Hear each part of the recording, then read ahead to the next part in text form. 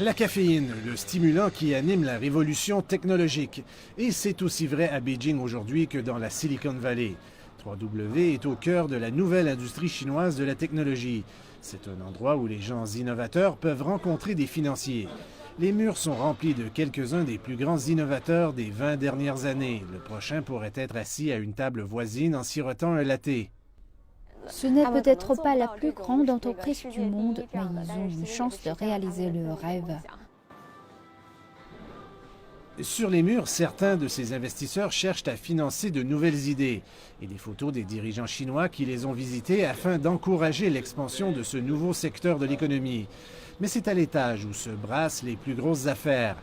Chun Yang vient d'obtenir le 3e tour de financement pour son service de traduction sur Internet.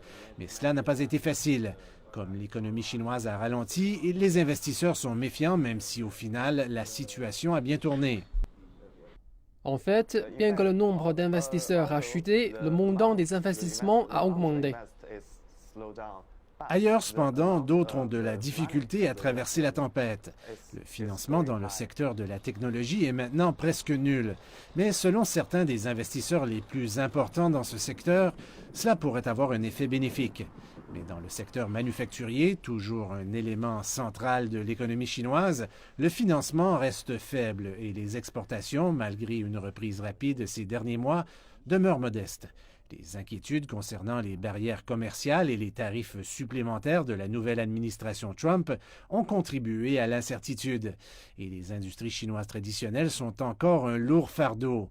Les tentatives pour les relancer avec des initiatives conjointes d'investissement public-privé ont connu peu de succès. Et si les nominations récentes aux postes clés suggèrent le maintien du statu quo, certains s'attendent à ce que les entreprises d'État soient sous les feux de la rampe. Cette réforme sera axée sur le secteur public et dans certains endroits, ce secteur a absorbé beaucoup de ressources et les investissements privés ont été très faibles. Mais malgré le ralentissement, l'économie chinoise devrait encore enregistrer une croissance de plus de 6% dans les prochaines années. Et plusieurs ici espèrent que le contexte actuel pourrait mener à un niveau de maturité plus assumé pour une économie qui a progressé à une vitesse vertigineuse au cours des 2 dernières décennies.